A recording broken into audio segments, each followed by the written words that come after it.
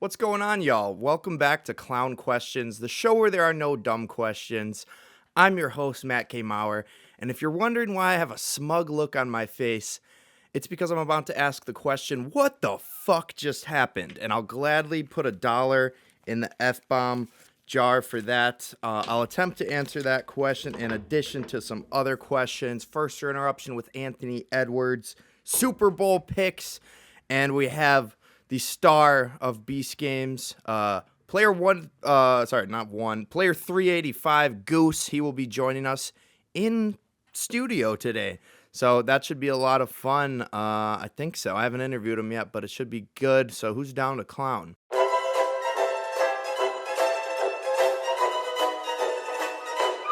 That's a clown question, bro.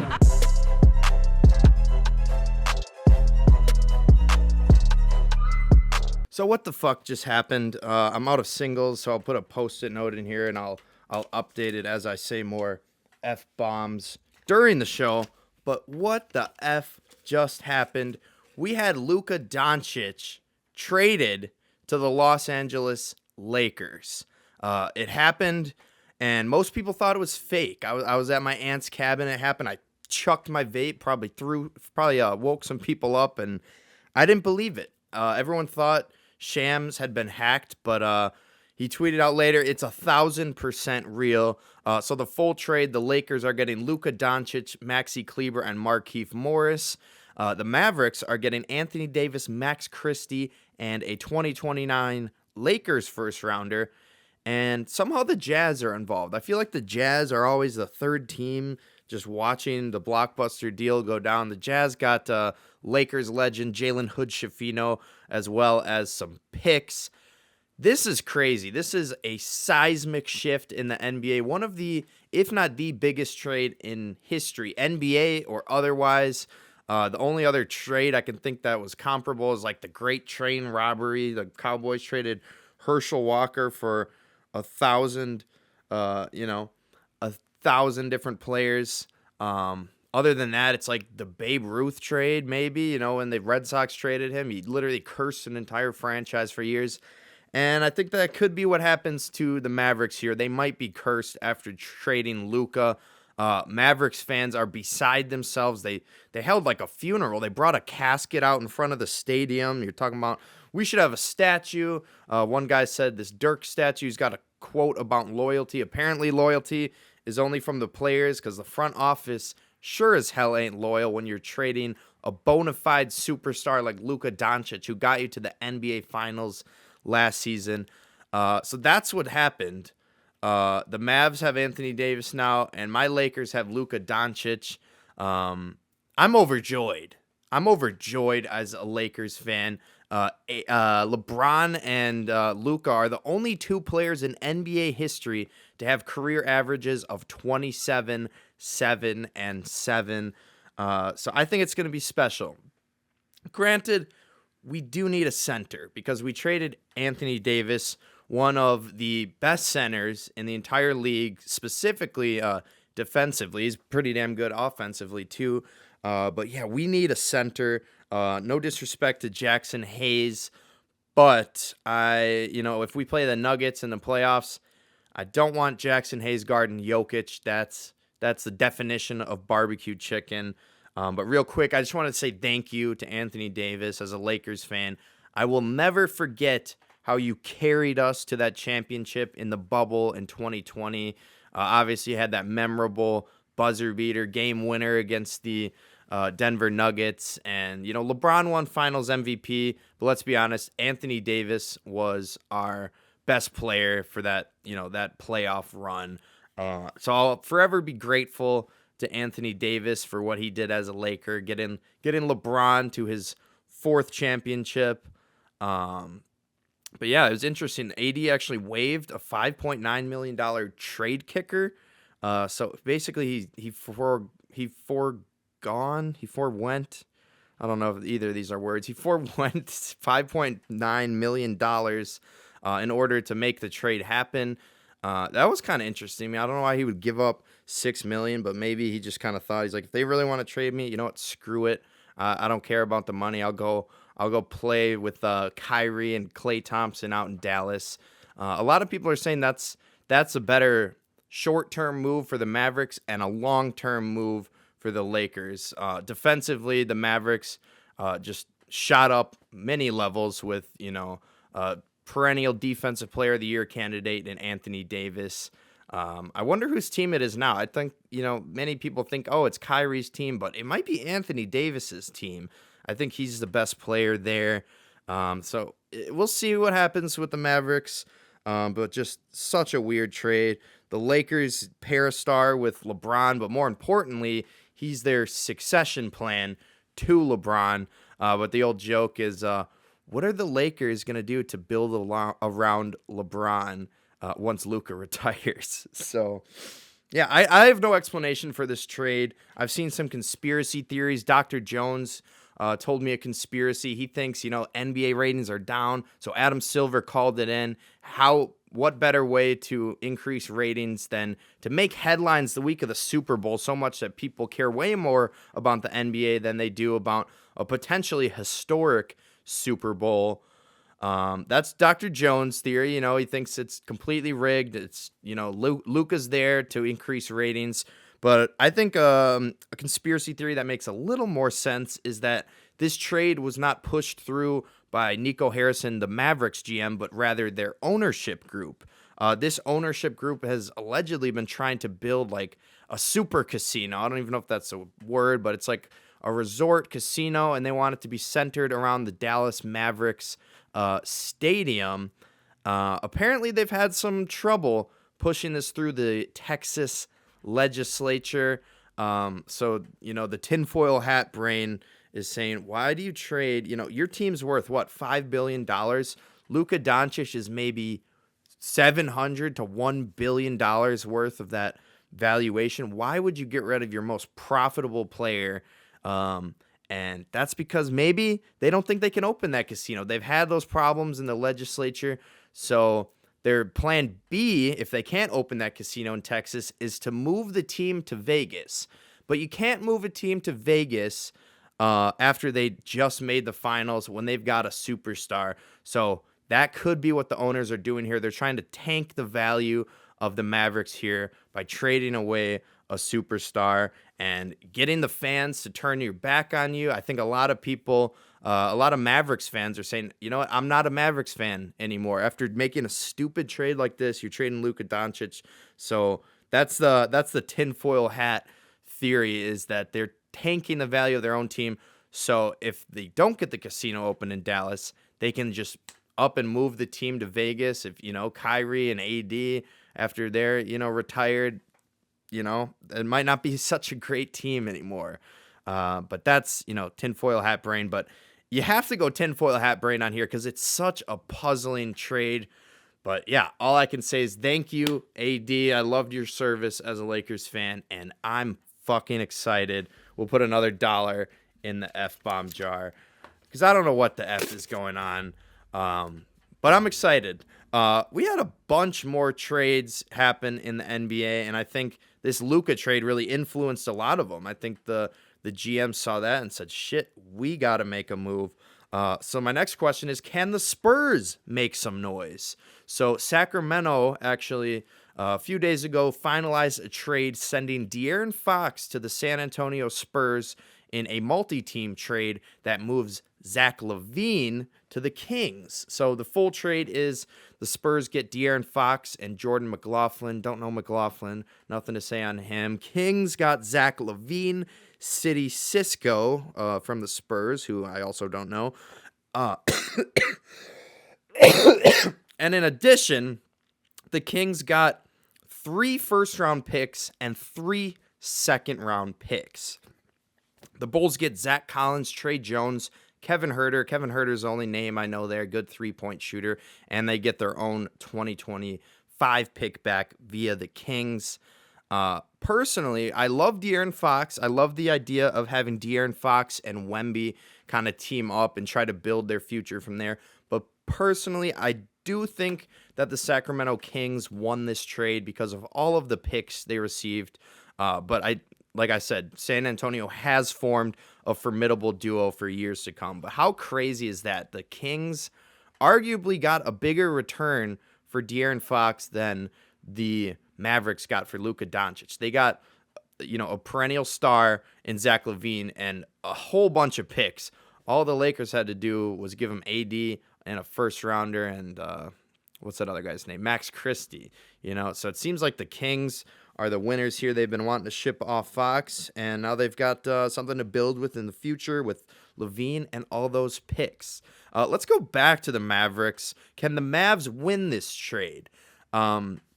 Yes, I do think they can win this trade, but only if they win a championship. They have to.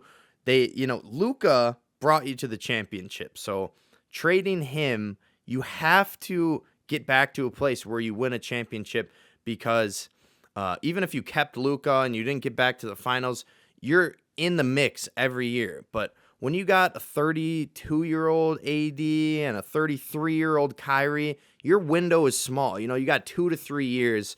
So I do think the Mavs can win this trade. They maybe have won in the short term, because they do have a more complete team. I think they're a better team than the Lakers right now, to be honest. Just they're more well-rounded overall. But I think the only way they win this trade is if they win a championship. And I think, despite what the ownership group may think with my tinfoil hat brain, I think the GM is trying to stay in win-now mode, try to win a championship this year. The Mavs did make another trade. They actually traded with the 76ers. Caleb Martin has been sent from Philadelphia to Dallas. Dallas is sending back Quentin Grimes and a second-round pick in return. Caleb Martin, great player. He really showed up and showed out that kind of one game.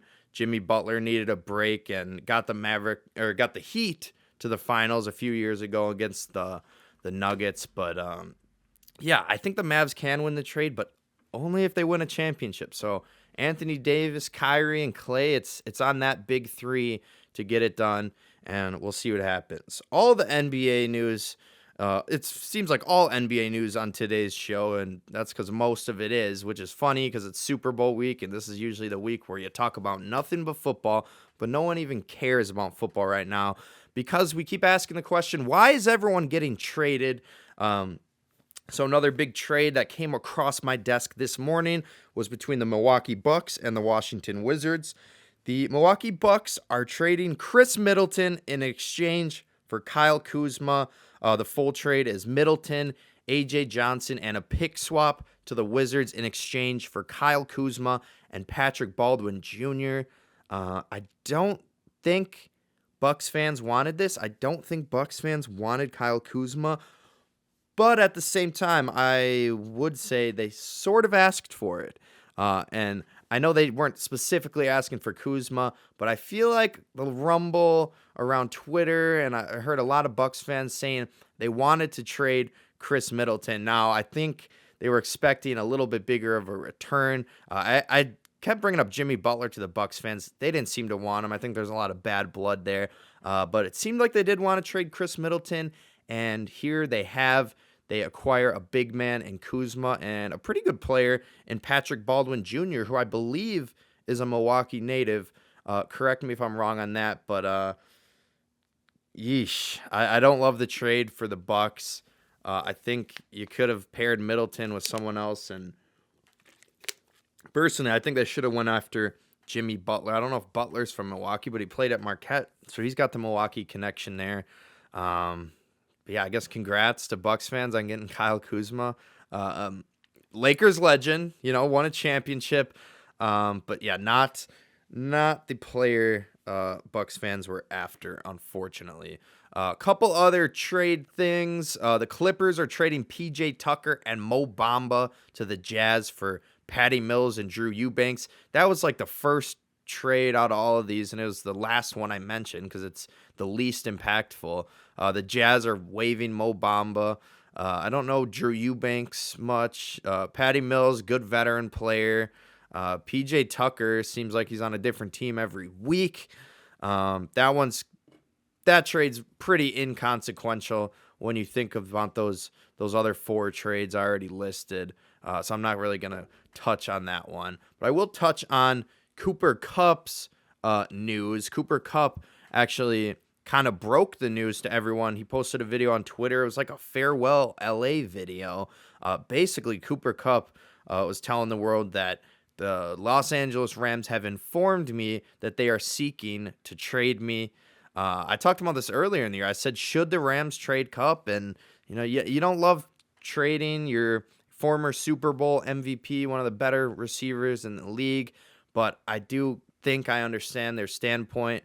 Kupp's getting up there in years, and I think they're deciding they'd rather build their offense around young guys like Puka Nacua and Kyron Williams in the future. And they figured, instead of letting him leave in free agency, we might as well get some value out of him. So sad for Cooper Kupp. I know that's his home at this point, but not anymore. Unfortunately, we'll see where he gets traded. Last bit of trade news is Myles Garrett has requested a trade from the Cleveland Browns. Correct me if I'm wrong, but I feel like he's requested a trade before.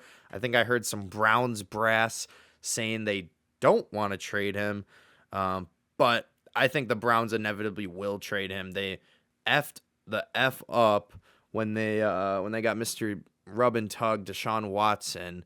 And Myles Garrett is about one of the biggest trade pieces you could have in the NFL. So you trade Garrett, you're going to get at least 2 first-round picks, probably a starter or 2. So I think his time in Cleveland will come to an end prior to this next season.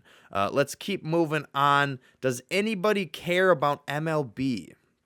That's my next question. Does anyone care about MLB? No.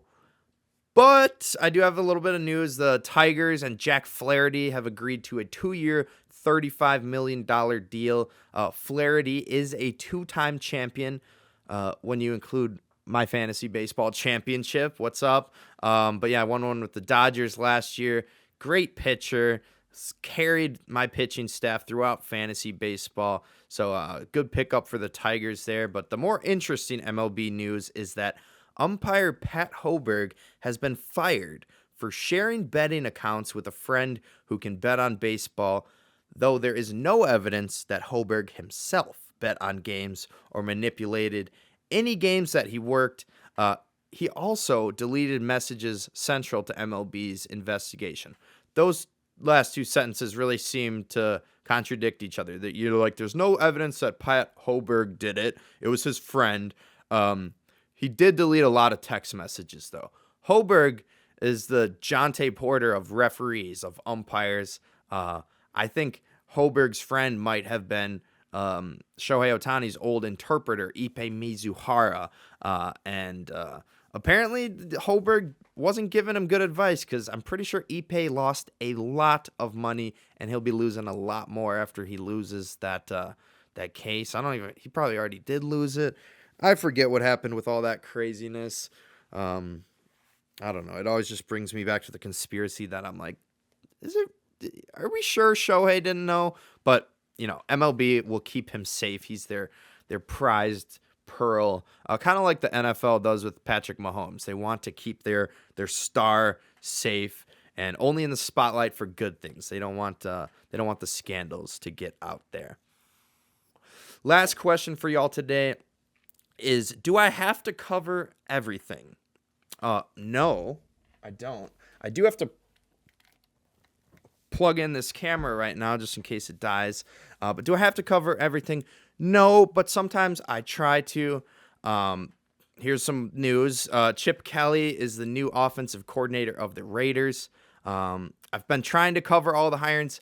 I'm not gonna. There's been other DCs, OCs hired since I've talked last, but I'm tired of it. I'm tired of commenting on names I have no knowledge about, but Chip Kelly I do know about. He set the NFL on fire with Michael Vick and the Eagles a number of years ago, and I think this past season he was the offensive coordinator of the Ohio State Buckeyes. Nemo was kind of roasting him. He's like, what has Chip Kelly brought to the NFL? I'm like, I don't know. He just won a championship. He's like, oh, he found a way to make Jeremiah Smith and Travion Henderson and Quinshon Judkins. He found a way to make those guys stars. It's like, it's hard to kind of judge how good of a coordinator is when you have arguably the most talented offense. But I don't know. I think that's a great hiring for the Raiders. That coaching staff with him and Pete Carroll is formidable, to reuse a word I used earlier. Like I said, I missed some of the hirings. That was the only really notable one to me. Some Packers notability is Mason Crosby and Micah Hyde are retiring, two Packers legends. People probably know Micah Hyde more for his Bills tenure. But yeah, happy trails to those two guys. I wouldn't say two of my favorite Packers, but I did get to witness a Mason Crosby game-winning field goal in person. We beat the Cowboys. Suck it, Nemo. But yeah, happy trails to those Packers, former Packers legends. Only other piece of news I got for y'all is DeJounte Murray tore his Achilles. Really unfortunate for the Pelicans, who are having a pretty unfortunate season. Murray was averaging 18, 6, and 8 this year. Was having a good year. But yeah, the Pelicans are now 13 games back of the 10 seed. So I would say they're effectively eliminated from the playoffs, especially after they announced Zion Williamson will not be playing back-to-backs. They want to keep him healthy. But, maybe that changes after this Murray injury. I guess I had one more thing before we get to first interruption. It's the stat of the week. Now, this is not a stat I wanted to really say on the show, but my dad told me, he's like, you got to include this on the show, the stat of the week. And here it is. Carter Gilmore and AJ Storr have made the same number of threes this year. I didn't want to include this stat because you're trying to denigrate AJ Storr just because he's a former Badger, and you're using Carter Gilmore to denigrate him. He's like, no, it's a compliment to Gilmore as well as a slight to AJ Storr. I'm like, whatever. Gilmore, that white boy, been cooking recently. He had a fadeaway elbow 3-pointer yesterday. I'm like, what the hell? How? I saw it. I saw it at my high school at Arrowhead, but glad to see he's been cooking on the Badgers this year. I'm hoping for whatever. I'm not gonna say. I don't want to jinx anything, but Carter, keep it up. You've been cooking. Stat of the week: you got the same number of threes as AJ Storr, and AJ Storr's the $1 million man riding the bench in Kansas. I don't like roasting college athletes as much as I like roasting pro athletes, because pro athletes they get paid enough money to where it's like, just block out the noise. But college, whatever. But let's just keep talking basketball. Seems like this whole show has been about basketball. Don't worry, I'll talk a little Super Bowl at the end. Probably talk a little Super Bowl with Goose. But now we got the first year interruption segment. So today's first year interruption is going to be with Minnesota Timberwolves superstar Anthony Edwards. They kind of asked him about this Luka trade, and he had some interesting thoughts on that. So here it is, first year interruption with Ant Edwards. A little off topic here, but trade deadlines this week. You weren't here the other night, and the trade that kind of shook the whole NBA went down. What did you think of the Luka trade, and your thoughts on just the business of the NBA? They say that nobody knew about the trade. Yeah, so that's crazy. At 25, they traded probably the best scorer in the NBA at 25. And he didn't know about it. So it's a lot more digging somebody got to do to find out why he got traded. Because you don't just trade him at 25. He just went to the finals, you know what I'm saying? So I feel bad for Luka, man, because I saw some on YouTube that said he just bought a crib and everything in Dallas. So that sucks, man. That sucks.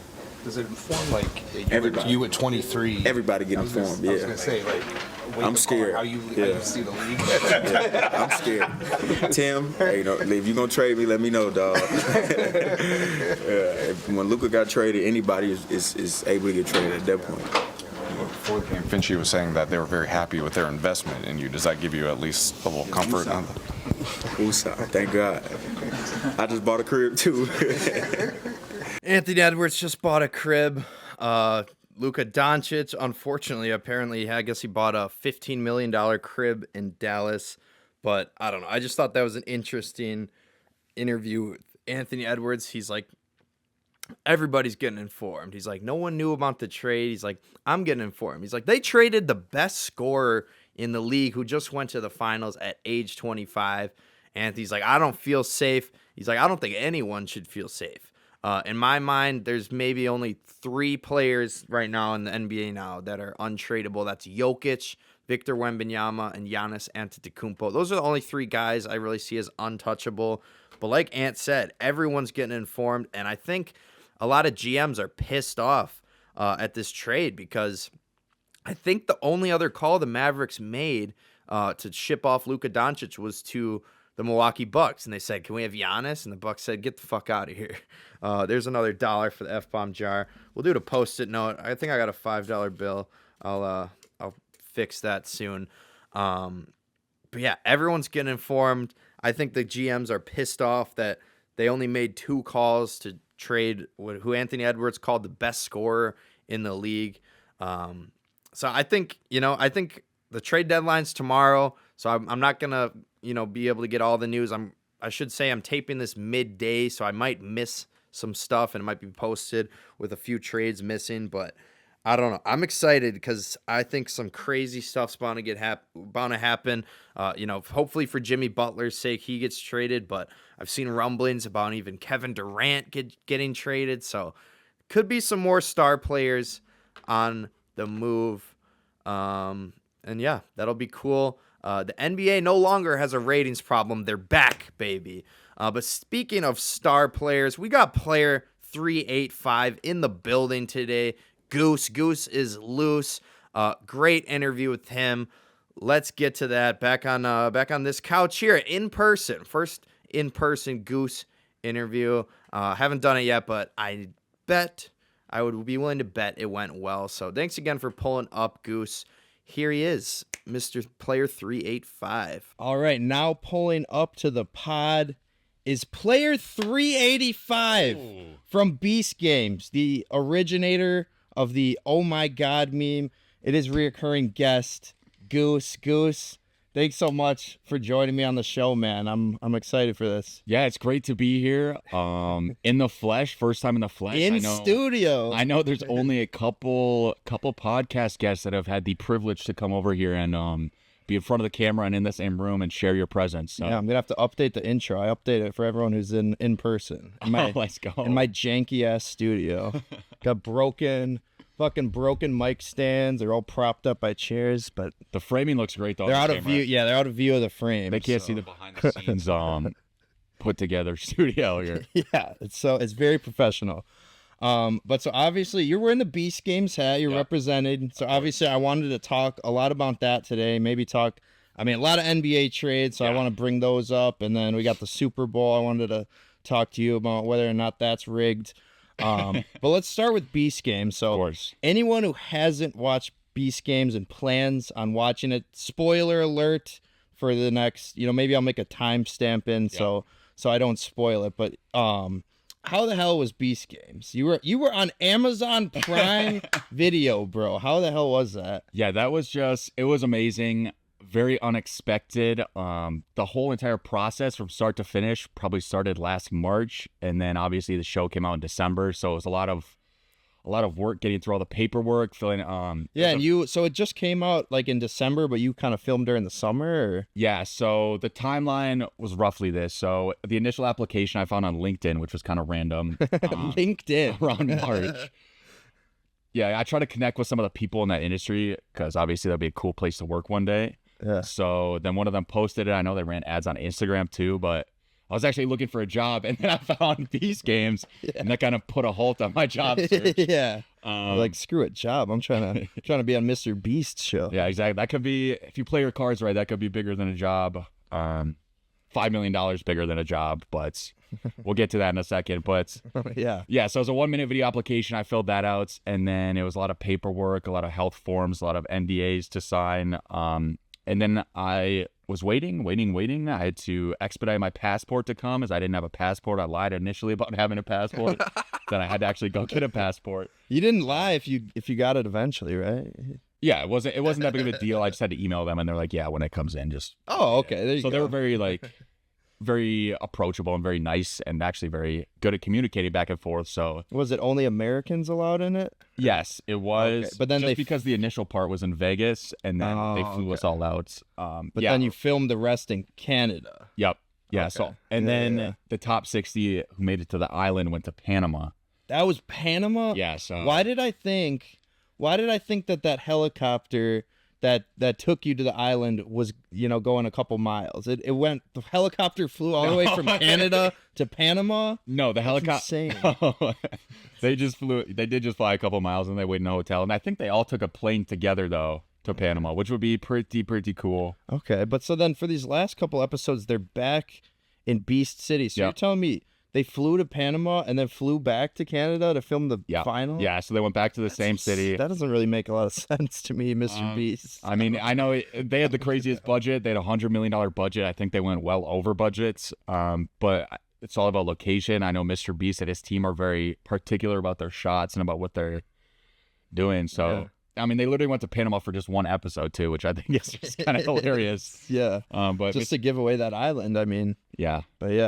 But yeah, those of you who haven't seen it, it's one of the biggest game shows ever. It starts off with 1,000 people, and the final winner gets $5 million. But I wanted to talk about you had a number of moments. I say a number because there's very few. You can count them on one hand how many moments I had in the show. But so you have a moment that's been going viral.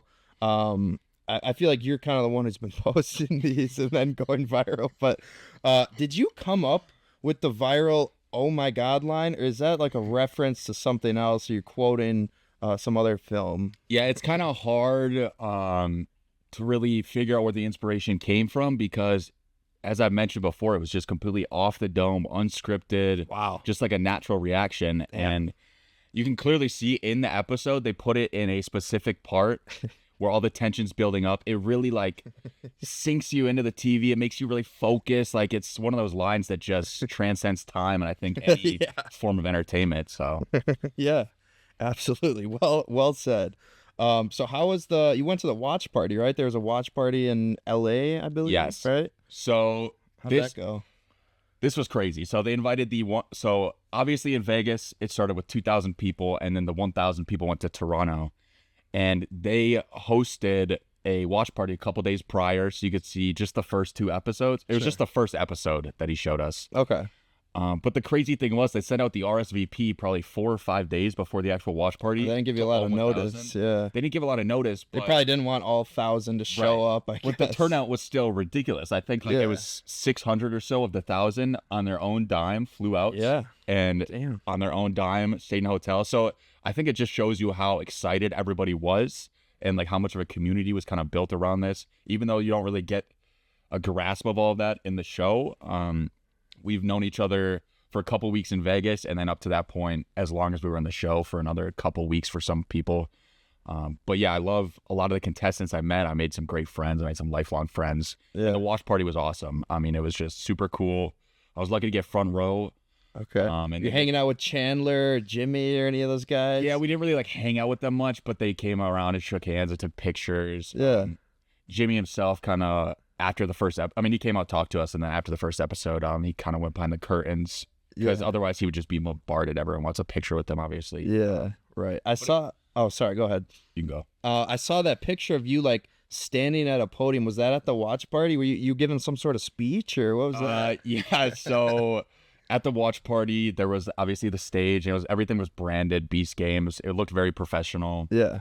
And then there was probably about an hour as people were ushering in where we could just hang around. And at that point, I had a few drinks, and then I had a few more drinks before the show even started. Sure. So he went up there drunk and gave a speech. I didn't actually give a speech. I saw one person. Because that's what it looked like. That's what I thought. That was going for that kind of pose. Yeah. There was a cameraman who was going around taking pictures. Then one guy went on the stage and was like, "Yo, take a picture of me on the stage." And I was like, "Can we go on the stage?" Yeah. I went up second. Go. Then a whole entire line started forming on the stage. So I got in and got out pretty quickly. Okay. And then some of those guys ended up getting cut off because we had to actually start watching the premiere. But it was, I mean, it was just pretty chaotic. A lot of people were enjoying themselves. They were pretty drunk.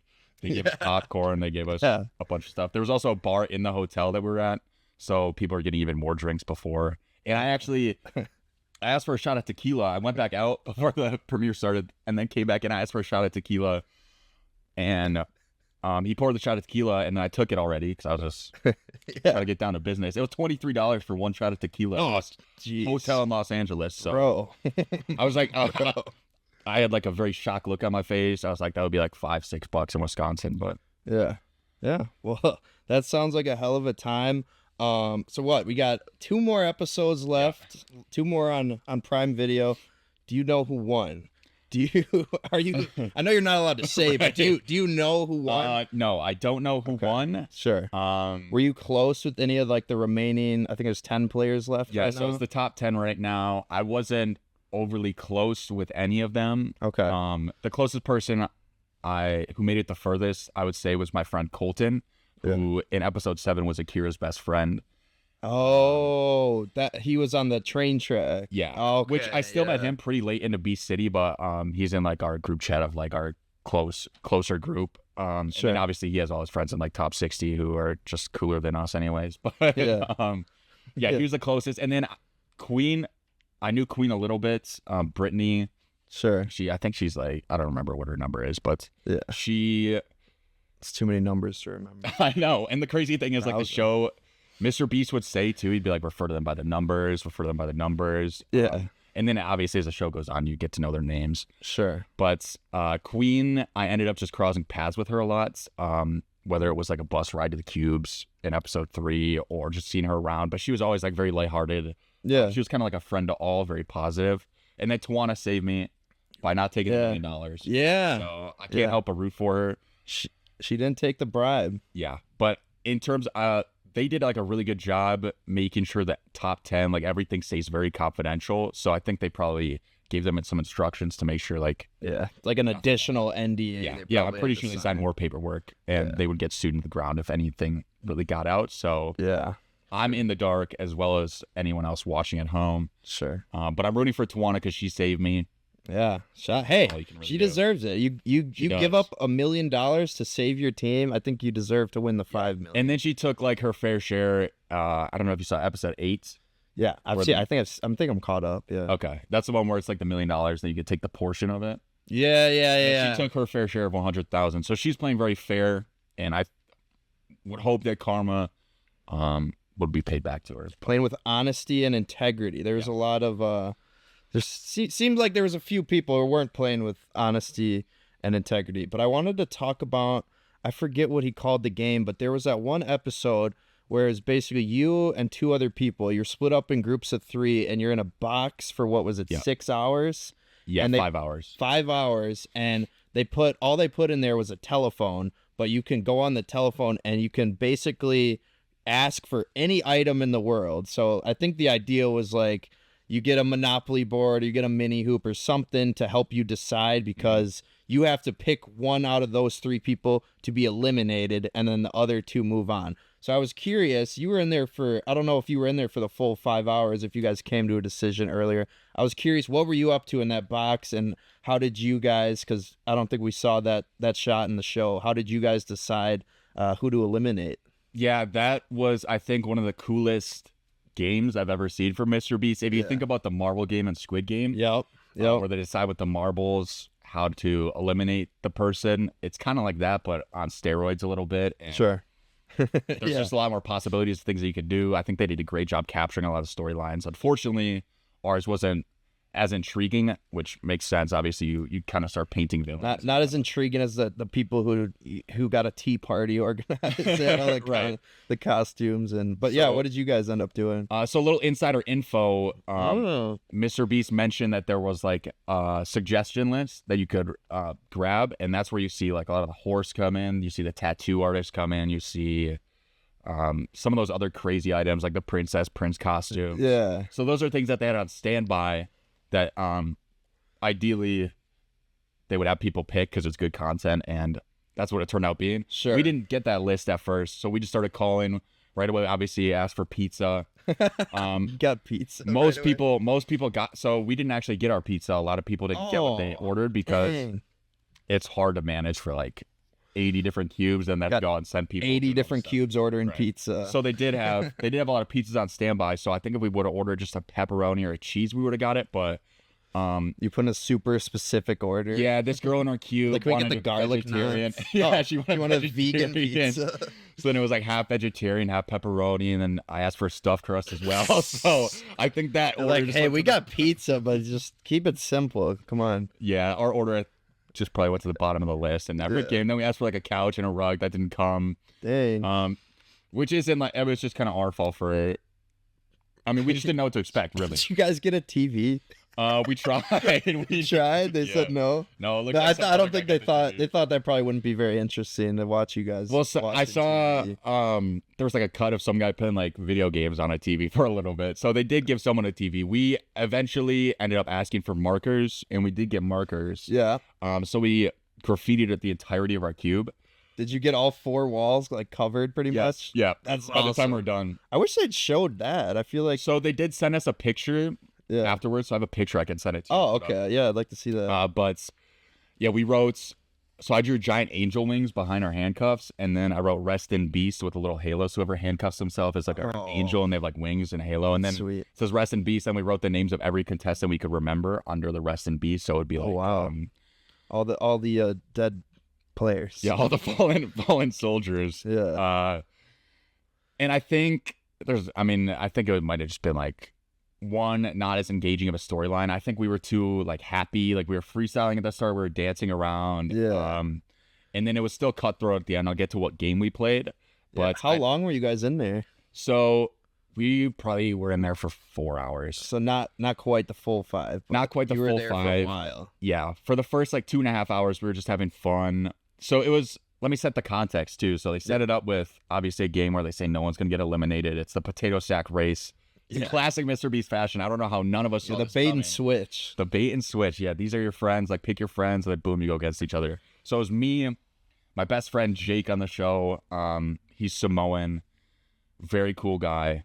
I met him pre-Vegas, and then we just hit it off right away. And then we were with this tall girl named Vice in our cube as well, who neither of us knew very well.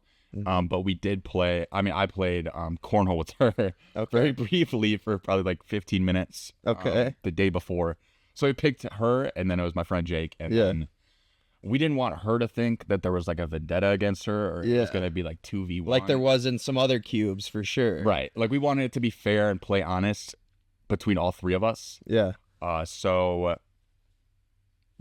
then 2.5 hours go by. We did some freestyling. We did some dancing. We drew all over the You were walls. rapping in there. Yeah, the freestyle was actually a banger. If they do it behind the scenes, I would hope that they would put that in or something. Yeah. It did not fit the dramatic vibe of that episode for sure. Yeah, they're trying to build the suspense. Yeah. And you guys are just having fun. Yeah. Just hanging out. But yeah, what So ended then- up being the? How did you decide, and why did you eliminate her? After two, I don't know if it's her.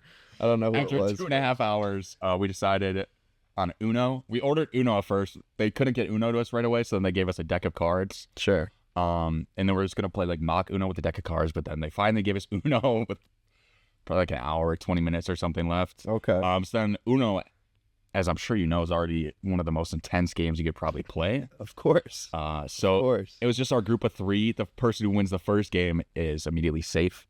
Yeah. And that one went by pretty fast. We all also shuffled and then passed it around, so we each got a turn to shuffle and like cut it. So it was completely random and shuffled. Okay. My friend Jake wins right away. So then here I am in a heads-up game of Uno Woo! with a chance of $5 million. A $5 million game of Uno is crazy. So my heart is just like dropping through my anus right now, just like down to the floor. Absolutely, like I've never felt adrenaline like this in my life. Yeah.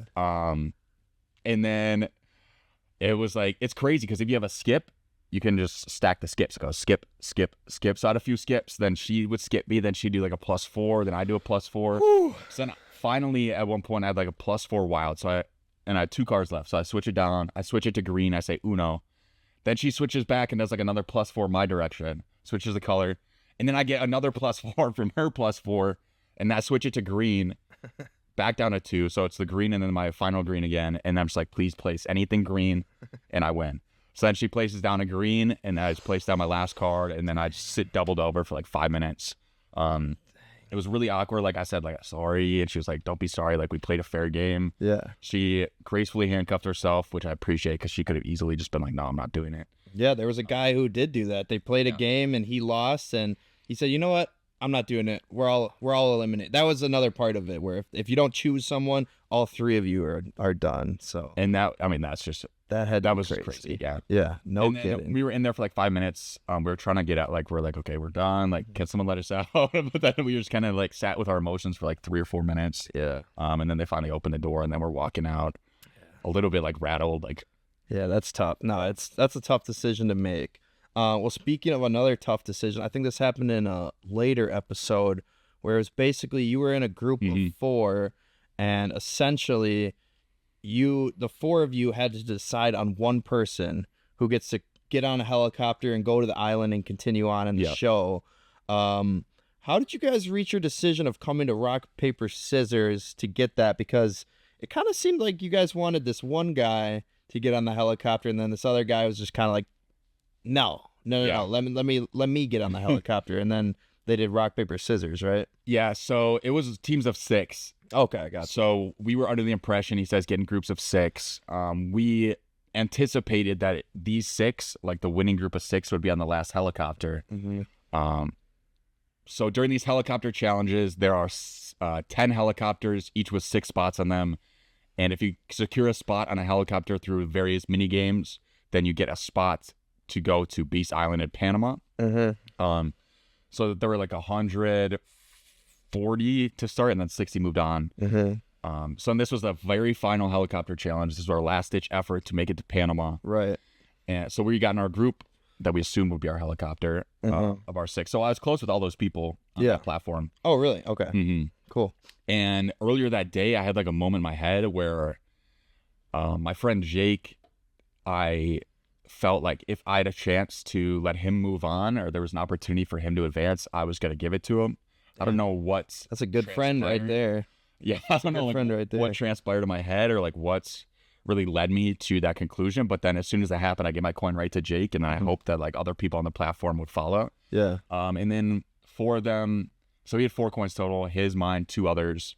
And then the other guy, Christian, got 1 coin, so we had 2. So it's 4v2 Okay. in terms of coin. You need the majority to be able to run on the helicopter. Right. Or you need the entirety. Right. So You need everyone to come to a decision. Yeah. Unanimous. and then there were like 10 platforms too, so it's only the first 6 platforms. So we kind of had to move quickly too. So there's a lot of like antsiness and like rushing. Yeah. But everyone wanted Jake to go, but then the one guy was kind of held Yeah. out. Which I don't blame him either, because it's like that's your It's last $5 million. chance. Right. So yeah, so then I was like, come on, like you guys got to pick someone. Kind of egging them on. That's my second speaking line in the show. Yeah. Yeah. And then Jake, I think it was best out of 3. He won. My friend Jake won the first one, then lost 2 in a row, and then the guy Christian ran to the helicopter. That's tough. Retrospectively, So he just kind of held down. He's like, no, I'm not giving you the coin. Let's rock, paper, scissors. he was just being a little stubborn. Dang. Which retrospectively, I wish I made it into like a 3-person rock paper scissors. Is that The guy odd one still in the goes. show? Is that guy He still? got out in the Orange Team physical challenge. So he Okay, got out good. The physical ones. Good. I mean, I wish the best for him. Like, I was friends with him too. I played a lot of basketball with him. But I wish I would have somehow just given myself a chance in that situation. I mean, obviously, you can't change what happened, and it was just I was grateful to make it that far, anyways, because it was a lot of random like probability challenges, self-sacrifice. But Yeah.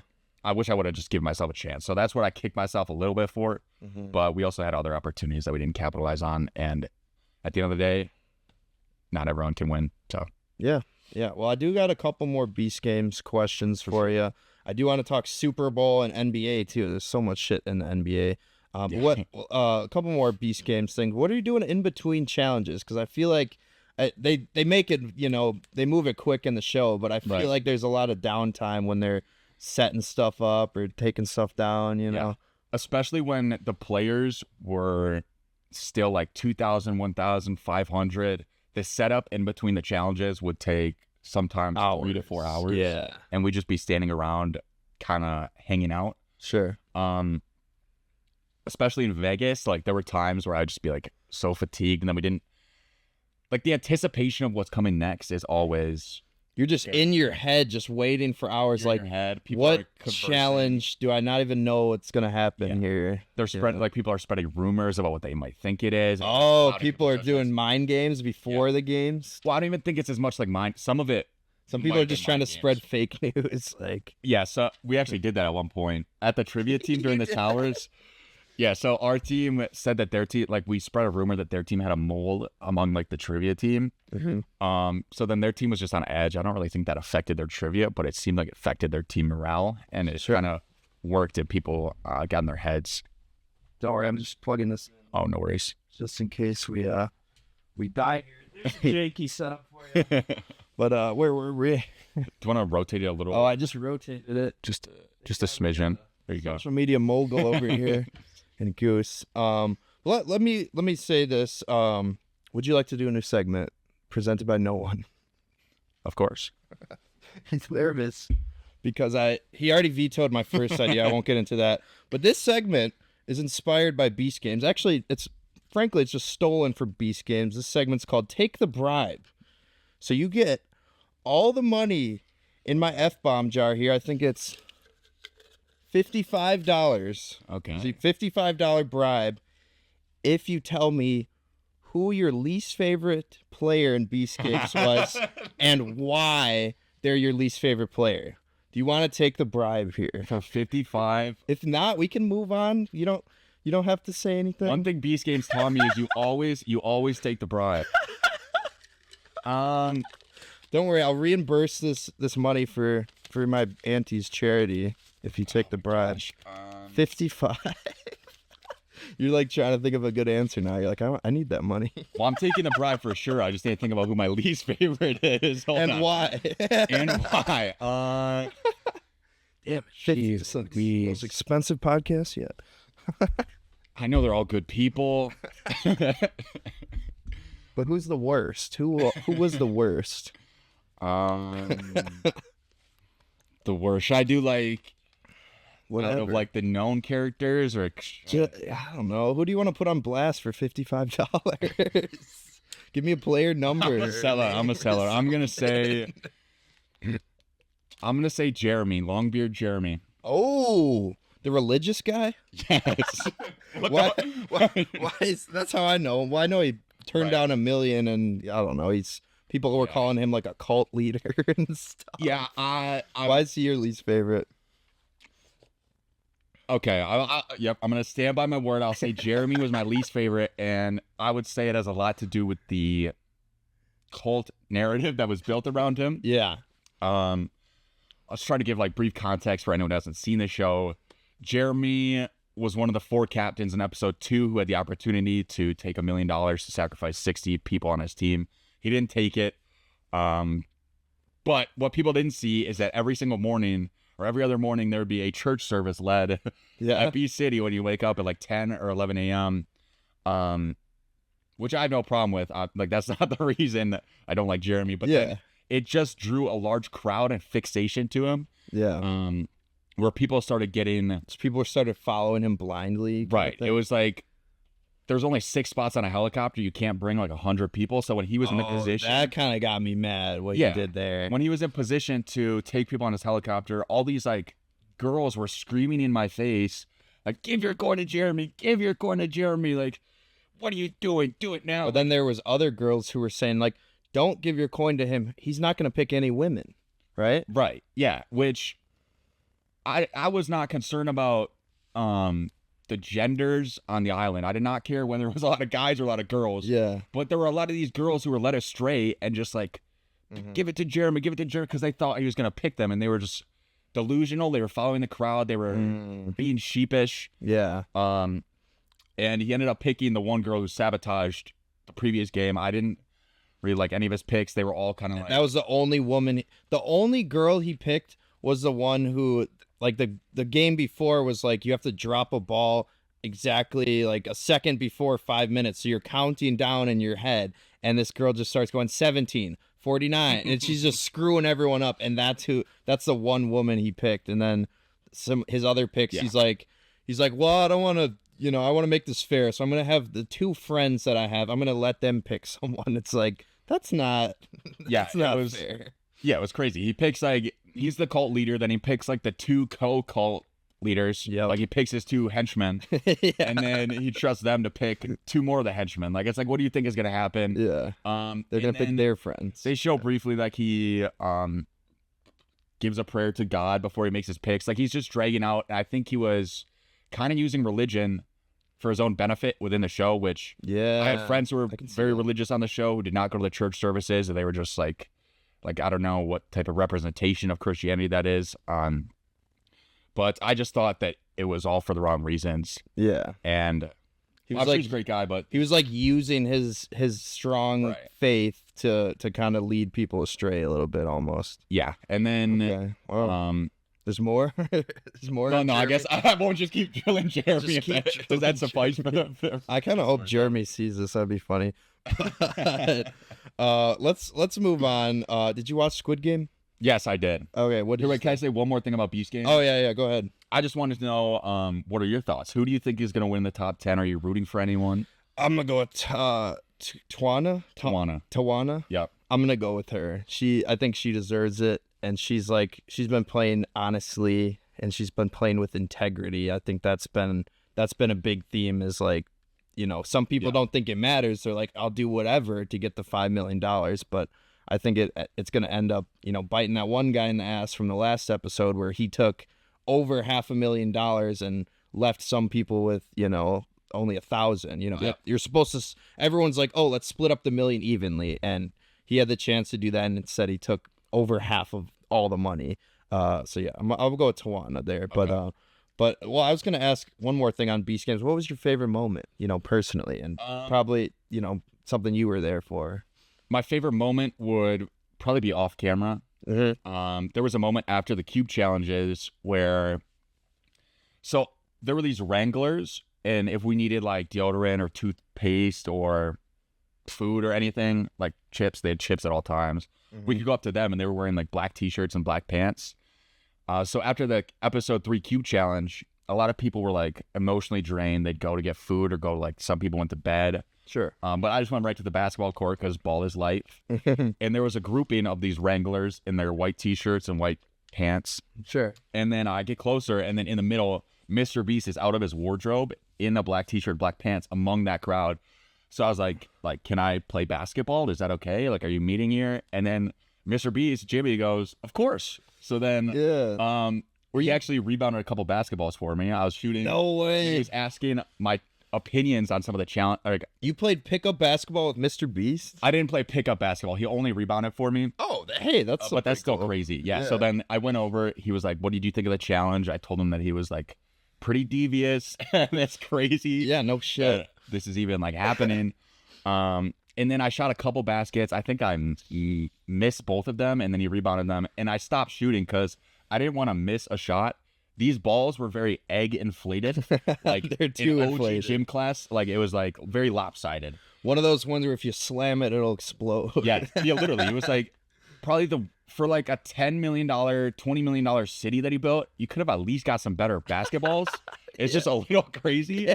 Yeah. But then I stopped shooting because I didn't want to miss a ball and have it roll. If you miss poorly, it would roll very, very far. Yeah. So You didn't want him to I saved his aura. I didn't want him to like have to chase down a basketball. No one can look attractive chasing down a basketball, and I did not want to see Mr. Beast in the lights of him running to pick up the basketball that I just missed. So I just stopped shooting. You didn't want to see your hero. Right. Okay. Yeah. And then my friends came over. He probably only talked to me for like 4 or 5 minutes, and then he went to go talk to other people. But that was just super cool. Yeah. Being able to talk to him like that. Hell yeah. For you though, I do have one more question. Okay. Rotten Tomatoes has scored Beast Games at 13%, I think, but then the audience scores at 89%. Yeah. So I want to give, honestly, what would you rate it on the 1 to 100 tomato scale? And then what are criticisms and how could they improve it for season 2?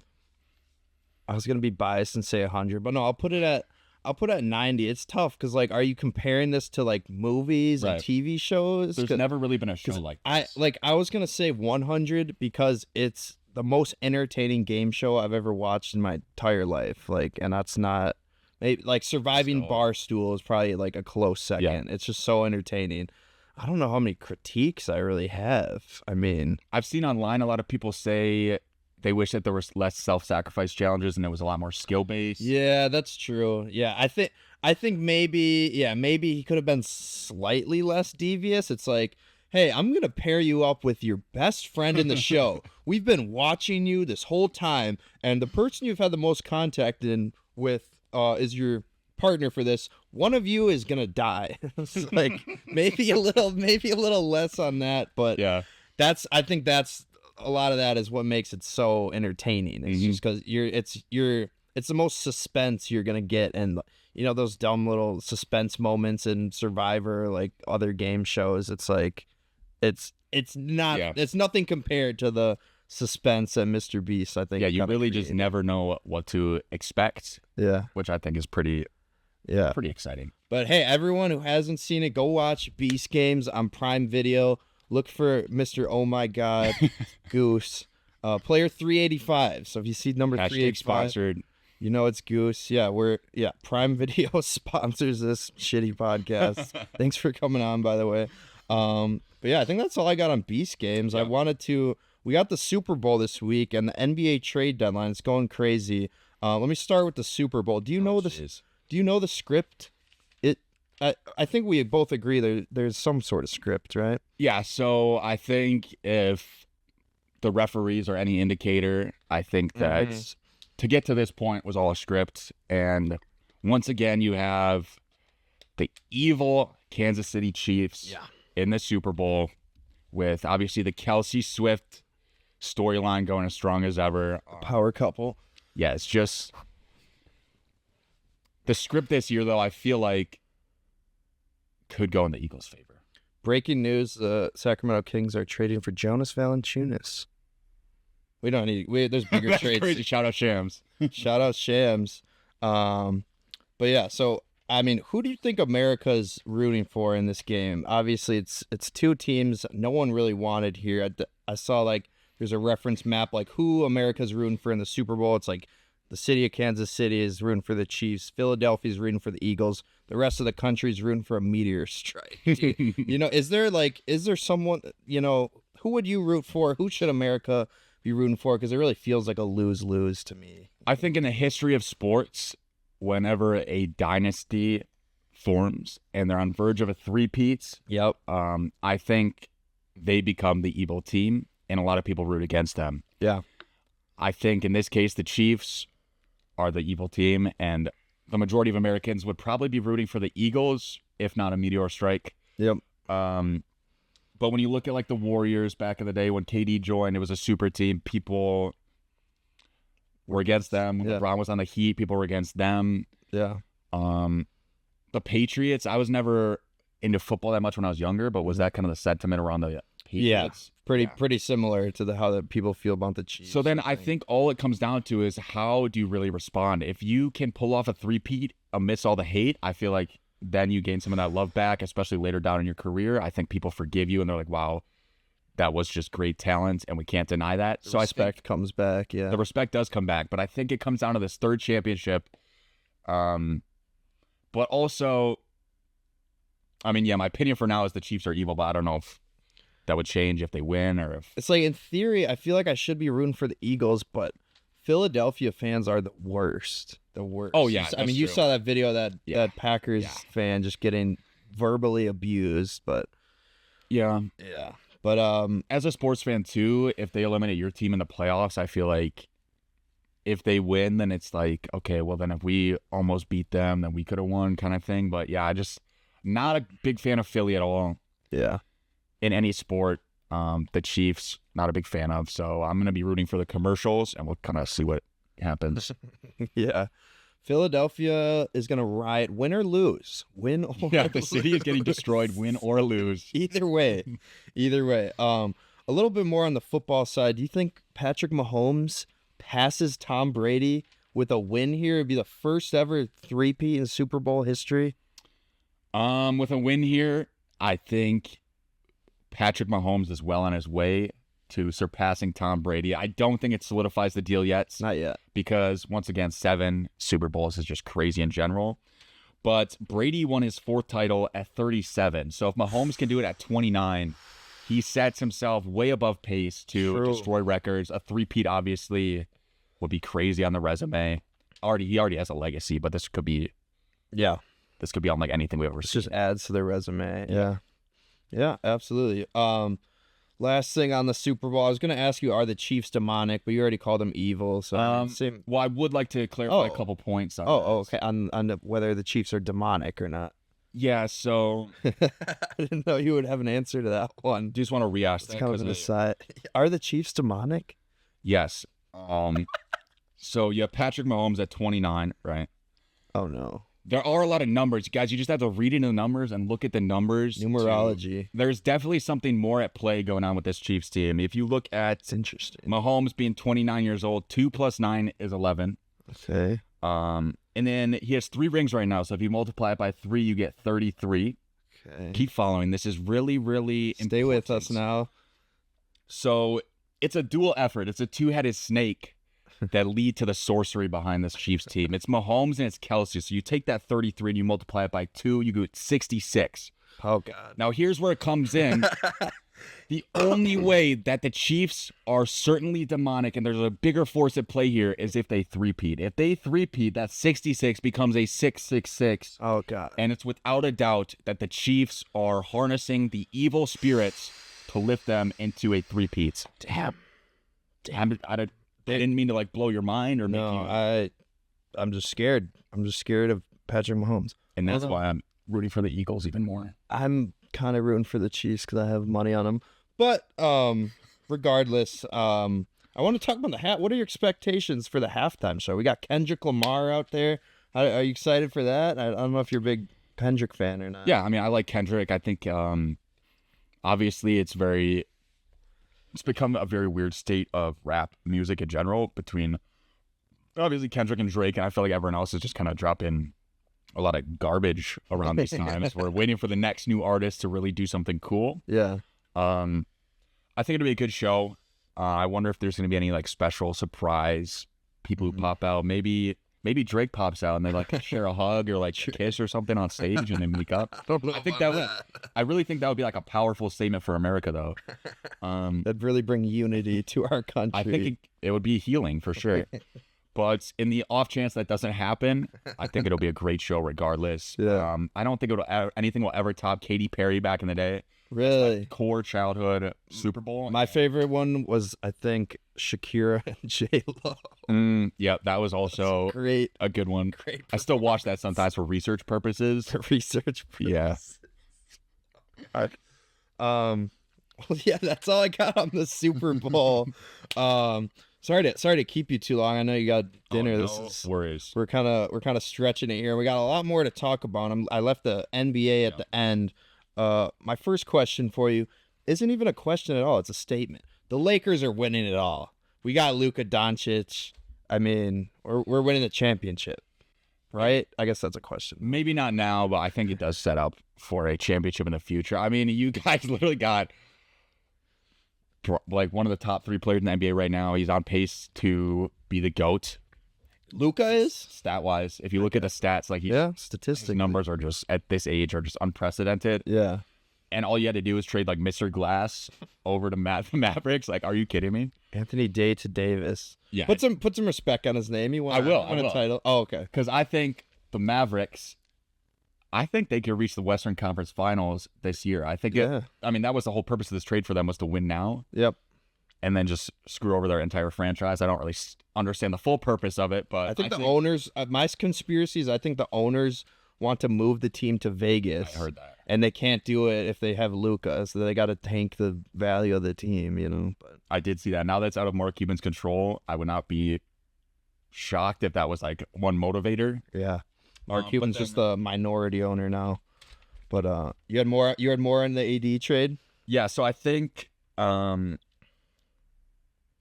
he's got his notes sheet out, guys. He brought notes. He came prepared. I don't even know if I wrote this part down. But I don't know. What are your overall thoughts? Well, I Luka guess? was just an absolute robbery. I think that sets up the Lakers to win now, and then also sets them up for the next 10 years. When LeBron leaves, they still have that star power in LA, and I think it's just great for them as a franchise. And obviously, it'll probably be great for Luka too, because they're going to have a lot of money, a lot of stars coming in and out. I think it's going to get really interesting in Los Angeles. The Mavericks are really interesting, though. If you look at 3 or 4 years ago, if you think about a team with Kyrie, AD, and Klay Thompson, that sounds like a really great trio. Yeah. I think they can still make a good run. They all have a lot of playoff experience. Yeah. So I think these guys could come together in like some sort of, I don't want to say it's their last dance because they're not quite that old, but it's kind of like a grab bag of some of the great old players. They got a short window here, small window. Very small window, but I think it could be fun to see if they all stay healthy. But the Lakers definitely won this far and away. Yeah, for sure. I can't disagree with you there. We do need a center though. We got some other trades. You think the Spurs can make some noise with De'Aaron Fox here? I do. I really do. It's just going to depend on how they finish out the rest of the season. I think it sets them up for the next couple years greatly. Yeah. I think they can sneak in, maybe get the 9 or 10, but I don't know. That's exactly what I was thinking. Because right now, they're 12th. They're 3-7 in the last 10. Ooh, I think they're like 5 or 6 games under 500. The West is very competitive, and a lot of teams are hanging around that 500 mark. Just slightly higher gets you in decent playoff position. But I think a lot of teams are tied for, and things are going to shift as the season goes on, obviously too. But yeah, I think Chris Paul was too old, and obviously they knew that. I think a younger superstar kind of point guard is exactly what you'd be looking to pair with Wemby. So I think that they'll only just continue to gel and get better. And I think if they go on a decent run at some point in this latter half of the season and then can hover around 500 for the rest of the games, I think they'll at least be able to sneak in 9 or 10 and then hopefully sneak in the playoffs from the play-in. Yeah, I like it. I kind of think the Kings won that trade, although I do think the Spurs are also, maybe it's a win-win. I don't know.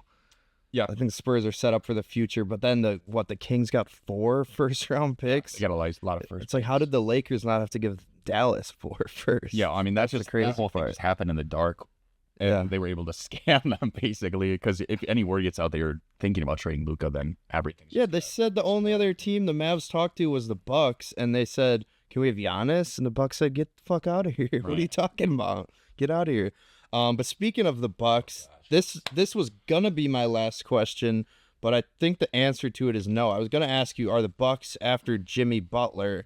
But after today, where they traded Chris Middleton for Kyle Kuzma, it doesn't seem like they are. So what were your kind of thoughts on this Kuzma Middleton trade? I'm just sick to my stomach. I don't really know what John Horst was really doing these past couple years, even. I would have loved to target Levine. I think he fits in with our team. Maybe even Beal. I think Beal's getting a little older. Yeah. Or he's just getting like a little worse. He's regressing. You had other trade targets on your mind. Yeah, and Kyle Kuzma was not a part of any of these ideal situations I had in my head. I just want to read through his shooting splits right now. He's currently shooting, I have it on my notes here. Kuzma is trash. He's shooting 42 from the field, 28% from three-pointer, which maybe not this season, but that's like worse than Giannis. Oh. And he's shooting 60% on his free throw. Now, this is something I will never be able to fathom.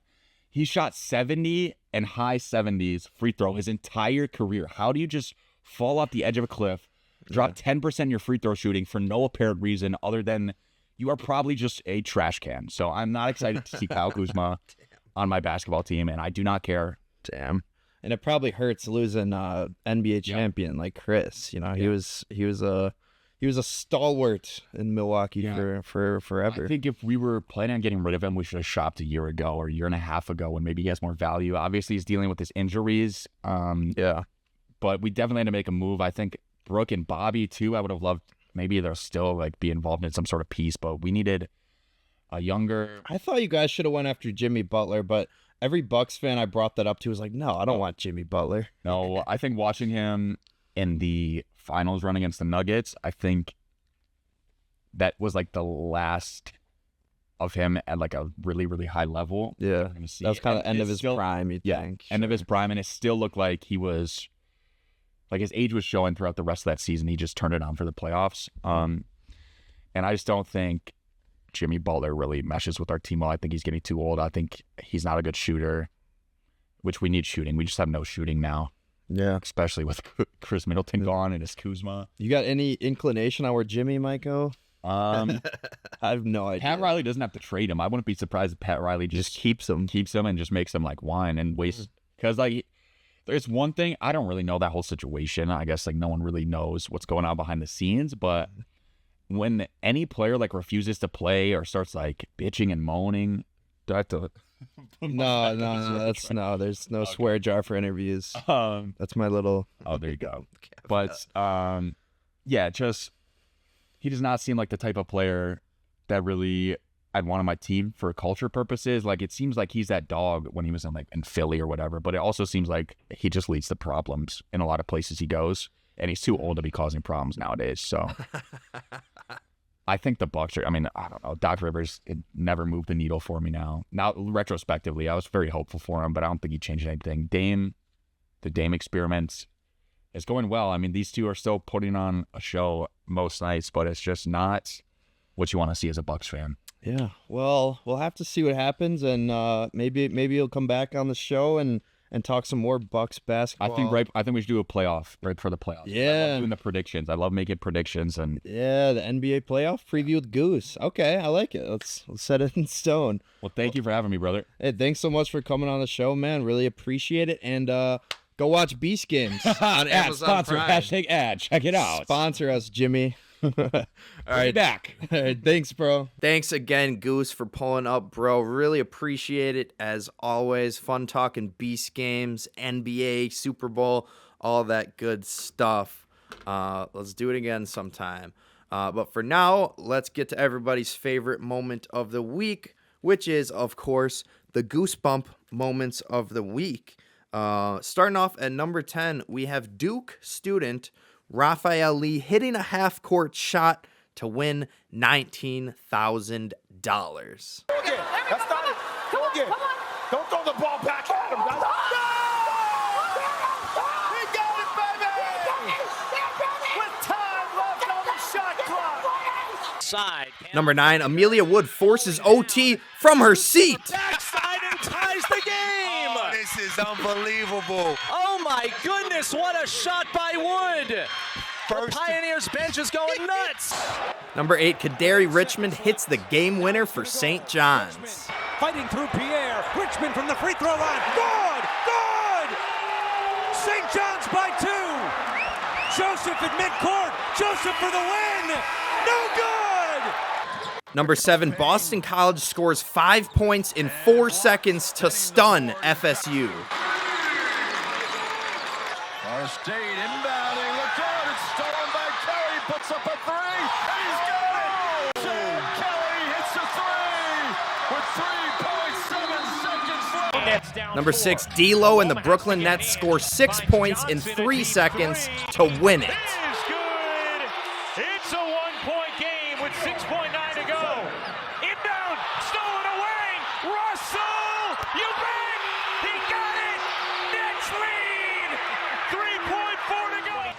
Number 5, Jason Tatum pulls up to hit the gamer over 2 defenders. The chance to win this in regulation. Tatum going to work. Elbow jumper. Yes, sir!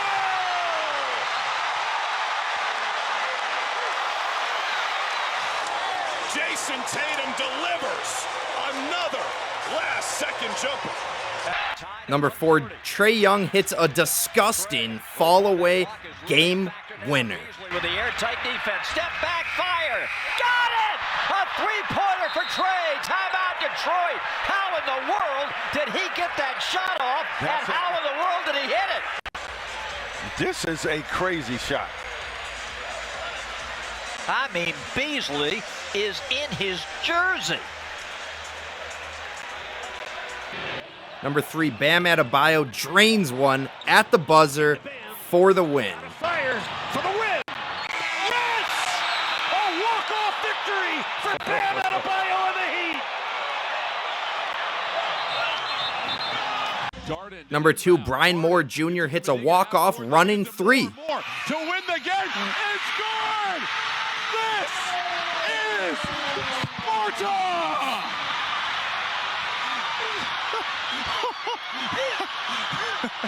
I mean, great set right here. You send Kuel Mading up. Brian Moore receives it, and he gets it off in time. Oh, yeah. That's clean. Oh, yeah. That's a Brian bucket. Moore.